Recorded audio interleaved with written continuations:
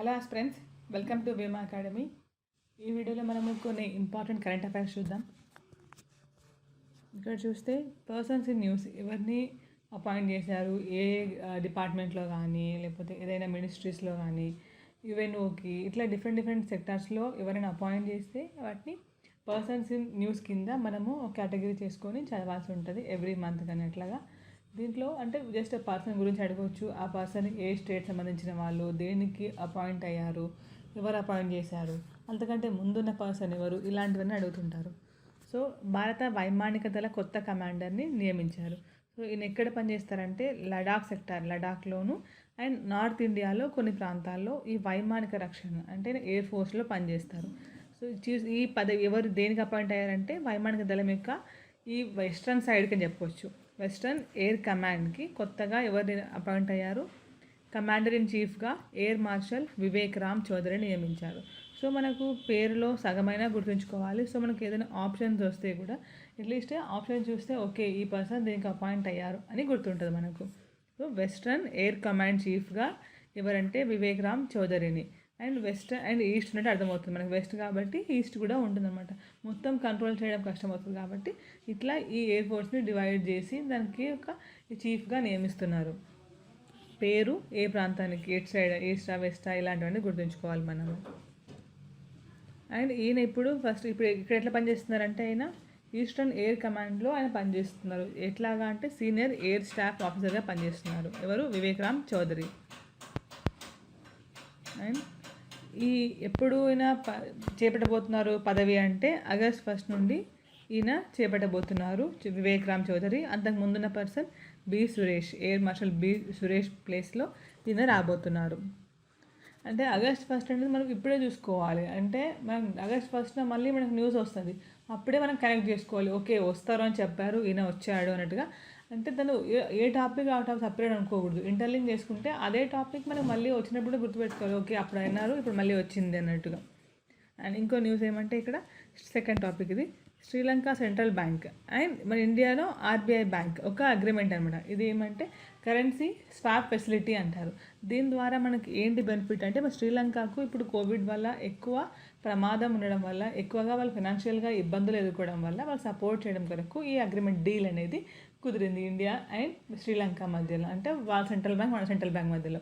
So దీనివల్ల ఏమవుతుందంటే అంటే మనం కూడా ఆల్రెడీ ఇక్కడ కోవిడ్ వల్ల మనం చాలా సఫర్ అవుతున్నాం కదా, అంటే కూడా ఈ టైంలో కూడా హెల్ప్ చేయాల్సి వస్తుంది. అంటే కొన్నిసార్లు అట్లనే ఉంటుంది, ఎందుకంటే చైనా ఎక్కువగా శ్రీలంక పైన ఫోకస్ చేయడము, వాళ్ళని ఎట్లా మంచిగా చేసుకోవాలని ట్రై చేస్తుంది. కాబట్టి మనం ఎక్కువ అడ్వాంటేజ్ ఇవ్వకుండా వాళ్ళకు చైనాకు మనం కొంచెం సపోర్ట్ చేస్తూ ఉండాలి. ఎందుకంటే పక్కన నేబర్ కంట్రీ కాబట్టి శ్రీలంక, మనము వీలైనంత వరకు హెల్ప్ చేస్తూనే ఉంటాం అనమాట. సో ఈ రెండు దేశాలు ఇండియా అండ్ శ్రీలంక. సో మనకు ఎగ్జామ్స్లో అడిగినప్పుడు ఎట్లా అడుగుతారంటే ఇటీవల ఏ దేశంతో ఈ కరెన్సీ స్వాప్ ఫెసిలిటీ ఇట్లాగా అగ్రిమెంట్ జరిగింది అంటే ఇది డాలర్ల కరెన్సీ మార్పిడి సదుపాయం అనొచ్చు. ఇది కరెన్సీ స్వాప్ ఫెసిలిటీని కరెన్సీ మార్పిడి సదుపాయం అంటారు.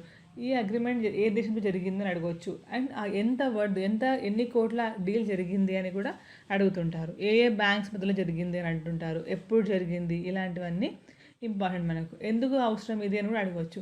దీని ద్వారా శ్రీలంకకు తక్కువ వడ్డీకే మనము లోన్స్ అనేది ఇస్తూ ఉంటాం అనమాట. సో దీని ద్వారా $400 మిలియన్ విలువ అనేది మనం చాలా ఇంపార్టెంట్ మనకు. శ్రీలంక అండ్ $400 మిలియన్ ఒప్పందం ఇది. కరెన్సీ మార్పిడి సదుపాయం కల్పించడం కొరకు అగ్రిమెంట్ అనేది జరిగింది. So central bank, Sri Lanka central bank and Indian RBI bank మధ్యలో ఎప్పటి వరకు అమల్లో ఉంటుందంటే 2022 నవంబర్ వరకు ఈ అగ్రిమెంట్ అనేది అమల్లో ఉండబోతుంది. సో ఎప్పుడైతే ఇక్కడ ఈ కోవిడ్ వల్ల ఫైనాన్షియల్గా వాళ్ళు సఫర్ అవుతున్నారో, ఇబ్బంది పడుతున్నారో, ఈ అగ్రిమెంట్ ద్వారా ఏమంటే జస్ట్ ఒక షార్ట్ టర్మ్ అంటే స్వల్పకాలిక ఇంటర్నేషనల్ లిక్విడిటీ అవసరాల కొరకు వాళ్ళకు అవసరమైన లిక్విడిటీ అంటే నెట్గా అవసరమైన క్యాష్ రూపంలో ఇట్లా లిక్విడ్ రూపంలో అవసరం ఉంటుంది. కాబట్టి వాటి అవసరాల కొరకు శ్రీలంకకు మంచి హెల్ప్ చేయడం కొరకు మనము ఈ అగ్రిమెంట్ అనేది చేసుకున్నాము.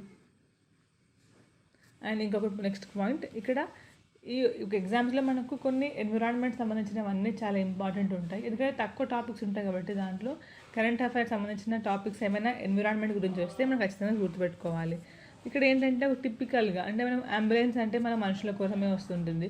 అండ్ కొన్ని చోట్ల యానిమల్స్ గురించి కూడా ఇట్లా మొబైల్ అంబులెన్స్ కానీ అంటే హాస్పిటల్స్ టైప్లో వాళ్ళు పెట్టి కొన్ని ప్లేసెస్లో ఆపడము ఇట్లాంటివన్నీ కూడా ఉన్నాయి. ఎమర్జెన్సీ నెంబర్స్ యానిమల్స్ కూడా కొంచెం కొంచెం ఇప్పుడిప్పుడే స్టార్ట్ అవుతున్నాయి ఇండియాలో. బట్ ఇక్కడ ఏమంటే చండీగఢ్ ఈ రాష్ట్రంలో, సో మనకు ఖచ్చితంగా ఏదైనా స్టేట్ కొత్త ఇనిషియేటివ్ తీసుకుంటే ఆ స్టేట్ డెఫినెట్గా మనకు ఇంపార్టెంట్. మెయిన్ గుర్తుపెట్టుకోవాల్సింది స్టేట్ విషయం మాత్రం గుర్తుపెట్టుకోవాలి. ఏంటి చండీగఢ్లో ఏం జరిగిందంటే, ఏదైనా వృక్షాలు అంటే ఏదైనా చెట్లు అవన్నీ ఏదైనా పాడైపోతే అంటే వాటిని అవి జబ్బు పడినాయి చెట్లను కూడా జబ్బు పడినాయి అంటున్నారు. వాటి కొరకు చికిత్స వాటిని బాగా చేయడం కొరకు ఒక అంబులెన్స్ సర్వీస్ని స్టార్ట్ చేశారు. మనకు ఎట్లా అడుగుతుంటారు, ఏ రాష్ట్రం ఇటీవల ఈ వృక్షాల కొరకు కూడా అంబులెన్స్ సర్వీస్ స్టార్ట్ చేసింది అంటే చండీగఢ్ స్టార్ట్ చేసింది. ఇది చాలా చాలా ఇంపార్టెంట్ మనకు ఎన్విరాన్మెంట్ సంబంధించిన క్వశ్చన్స్లో. అండ్ కరెంట్ అఫైర్స్ కూడా తీసుకుంటారు దీన్ని. సో దీంట్లో ఎట్లా పాడైతాయి, మామూలుగా పెద్ద పెద్ద వృక్షాలు కానీ చెట్లు ఎట్లా పాడైతాయి అంటే, ఏదైనా క్రిమి కీటకాలు కానీ చీడ పురుగులు ఇట్లా ఉన్నప్పుడు వాటికి పాడైపోతుంటాయి. కాబట్టి వాటికి ఎమర్జెన్సీ సర్వీస్ లాగా ఈ అంబులెన్స్ అనేది పనిచేస్తుంది అనమాట. ఎట్లా వాటి పాడైపోయినా కూడా, లేకపోతే ఆకులు వాడిపోయినవి కానీ, ఇట్లా ఆరోగ్యంగా లేదు చెట్టు చూస్తే మనకు అర్థమైపోతుంది ఇది బాగాలేదు. అట్లాంటి టైంలో ప్రజలు గుర్తించి దాన్ని ఐడెంటిఫై చేసి, మనకు తెలియదు కదా, చెట్టు చూస్తాము పాడైపోతుంది చచ్చిపోతుంది అనుకుంటాం కానీ మనకి ఎక్కడ చెప్పాలో అర్థం కాదు. సో ఇలాంటి టైంలో వీళ్ళు ఇచ్చే ఎమర్జెన్సీ నెంబర్ పైన మనం కాల్ చేస్తే, ఆ స్టేట్ పీపుల్ కాల్ చేస్తే వాళ్ళు వచ్చి దాన్ని ట్రీట్మెంట్ కానీ వాళ్ళు చేసే ఫర్దర్ యాక్షన్స్ తీసుకుంటారు. సో మనకు మెయిన్ పాయింట్ ఏమి ఇక్కడ, చెట్ల కొరకు అంబులెన్స్ పెట్టిన ఈ రాష్ట్రం ఏది అంటే చండీగఢ్. పర్యావరణ శాఖ వాళ్ళకు సంబంధించిన మినిస్ట్రీ వాళ్ళు దీన్ని స్టార్ట్ చేశారు. అండ్ చైనా అంటే చైనా, పాకిస్తాన్, యుఎస్ఏ ఈ 3 దేశాలు చేపట్టే ఉపగ్రహాలు కానీ ఇలాంటివి టెస్ట్ కానీ మిసైల్ టెస్ట్ కానీ మనకు ఇంపార్టెంట్. అంటే కొన్ని పదాలు ఆ టర్మినాలజీ చూడగానే ఇది ఏ స్టేట్ ఏ కంట్రీ అంటూ మనం గుర్తుపెట్టుకునేలాగా ఉండాలి. ఇక్కడ చైనాలోని ఉత్తర ప్రావిన్స్ శాంగ్సీలోని తైవాన్ ఉపగ్రహ కేంద్రం నుంచి ప్రయోగం చేసింది చైనా. సో దీని ప్రకారము వీళ్ళు ఎందుకోసం ప్రయోగం అంటే, ఒక కొత్త హై రిజల్యూషన్ మ్యాపింగ్ శాటిలైట్ని వాళ్ళు పంపించారు. ఇది హై రిజల్యూషన్ మ్యాపింగ్ శాటిలైట్ని పంపించారు. ఈ పేరు చూస్తే మనకు అర్థమవుతుంది ఇది ఇండియన్ లాంగ్వేజ్ డెఫినెట్గా కాదు, అండ్ పాకిస్తాన్ కూడా కాదు, యూఎస్ఏ కూడా కాదు, కొంచెం డిఫరెంట్గా ఉంది. యూఎస్ఏనే మోస్ట్లీ ఇంగ్లీష్లోనే ఉంటుంది. సో ఇలాంటి పేర్లు బట్టి జపాన్ తక్కువనే మనం ఫోకస్ చేస్తాము, న్యూస్లో హైలైట్ చేస్తున్నాము ఇలాంటి టర్మినాలజీ లాంగ్వేజ్ డిఫరెంట్ ఉందన్నప్పుడు. అది చైనా అంటే మనం ఆప్షన్స్ చూస్తే కూడా గుర్తుపట్టేలాగా చెప్తున్నాను. అందుకని Zhuan-3 ఉపగ్రహాన్ని ప్రయోగించారు. లాంగ్ మార్చ్ అనగానే ఇంకా బ్లైండ్గా మనం చెప్పాల్సింది ఏమంటే అది చైనా రాకెట్ అని చెప్పొచ్చు. ఈ లాంగ్ మార్చ్ 4B ద్వారా ప్రయోగం చేసినారు. ఎవరు? చైనా.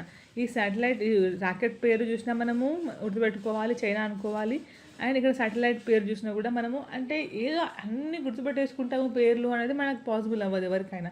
సో లాజిక్ కానీ లేకపోతే హింట్ కానీ లేకపోతే వాటిని చూస్తే అంటే ఓకే ఈ లాంగ్వేజ్ ఇట్లా ఉంది, సో ఇది ఈ దేశం అయి ఉంటుందని ఎలిమినేషన్లో కూడా పోవాల్సి వస్తుంది మనకి ఆ ఎగ్జామ్స్లో ఆప్షన్స్ ఇచ్చినప్పుడు. ఈ రాకెట్ ద్వారా ఈ లాంగ్ మార్చ్ అనగానే ఇంకా చెప్పినట్టుగా ఖచ్చితంగా చైనానే ఉంటుంది. లాంగ్ మార్చ్ 4B ద్వారా Zhuan-3 ఉపగ్రహాన్ని చైనా ప్రయోగించింది.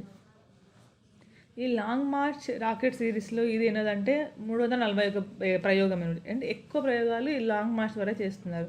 కాబట్టి 341 ఎక్స్పెరిమెంట్స్ వీళ్ళు దీని ద్వారా లాంగ్ మార్చ్ ద్వారానే చేశారనమాట. ఇది లాంగ్ మార్చ్ చైనా చేపడుతున్న అంతరిక్ష పరిశోధన సంస్థ చేపడుతుంది. ఇది ఒక రాకెట్ ఒక శ్రేణి లాగా ఒక సిరీస్ లాగా స్టార్ట్ చేస్తుంటాం. మనం ఎట్లా PSLV స్టార్ట్ చేస్తాము, GSLV PSLV నుంచి 1, 2, 3, 4 ఇట్లా స్టార్ట్ చేస్తుంది. ఒక సిరీస్ అనమాట, ఇది ఒక సిరీస్ లాగా స్టార్ట్ చేస్తుంటారు వీళ్ళు. దీని ద్వారా ఈ రాకెట్ ద్వారా వీళ్ళు ఏం ఉపగ్రహాలు పంపించారంటే డార్క్ మ్యాటర్ డిటెక్షన్. అంటే ఒక డార్క్ మ్యాటర్ ఉంటుంది అంతరిక్షంలో, కంప్లీట్గా డార్క్ మ్యాటర్ ఉంటుంది కదా, అది ఏముంటుంది తెలియనట్టు మ్యాటర్స్ ఉంటుంది. ఆ మ్యాటర్ని వాళ్ళు రీసెర్చ్ చేయడం కొరకు అండ్ కమర్షియల్ డేటా సేకరణ కొరకు కూడా 2 ఉపగ్రహాలను చైనా ప్రయోగించింది. ఇదంతా కూడా మనకు ఏ కంట్రీ చేసింది, ఏ శాటిలైట్ ప్రయోగించారు, దాని పర్పస్ ఏంటి, ఇండియా అలాంటివి ఏమైనా ప్రయోగిస్తుందా. రీసెంట్గా మనం లాస్ట్ వీడియో చూసాము, చైనా ఏం చేస్తున్నట్టున్నాము మార్స్ మిషన్లో ప్రయోగం చేపట్టింది అని చూసాము. అది మంచిగా అయింది, విజయవంతం అయింది. చైనా USA ప్రయోగించే కంటే ముందే చైనా ఒక 10 days ముందే ప్రయోగించింది అని కూడా చూసాం మనము. ఇట్లా అంటే వాళ్ళ మార్స్ మిషన్ దీనికంటే చాలా ఎక్కువ ఇంపార్టెంట్. ఎందుకంటే China first time Mars mission చేపట్టిన లాస్ట్ వీడియోలో చూసాం మనము. అండ్ అంటే కొన్ని రేర్ ఎక్స్పెరిమెంట్స్ మార్స్ లాంటి పెద్ద పెద్దవి జరగడము అండ్ అవి ఇంకా ఎక్కువ ఇంపార్టెంట్. జస్ట్ రెగ్యులర్గా వాళ్ళు పంపే శాటిలైట్స్ కంటే కూడా మార్స్ మిషన్ లాంటివి ఇండియా పంపించిందా, మనకన్నా తర్వాత వాళ్ళు కూడా సేమ్ ల్యాండర్, రోవర్, ఆర్బిటర్ ఇవన్నీ వాళ్ళు చైనా కూడా ఉంటాయి అని చూసాం మనము. ఇట్లా మనము లింక్ చేసుకుంటూ చదువుకోవాలి ఏదైనా. అండ్ నెక్స్ట్ టాపిక్ దేశంలో తొలిసారిగా ఆన్లైన్లో రవాణా సేవలు ప్రారంభించారు తెలంగాణ రాష్ట్రంలో.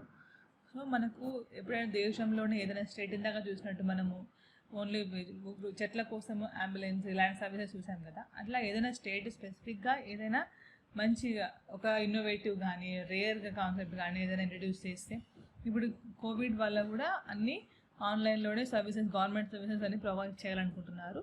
సో మనం ఎగ్జామ్స్లో అడిగినప్పుడు దేశంలో ఏ రాష్ట్రంలో ఫస్ట్ టైం దేంట్లో రవాణా శాఖలో కూడా ఆన్లైన్ సర్వీసెస్ అందిస్తున్నారు అంటే తెలంగాణ స్టేట్ అని గుర్తుంచుకోండి.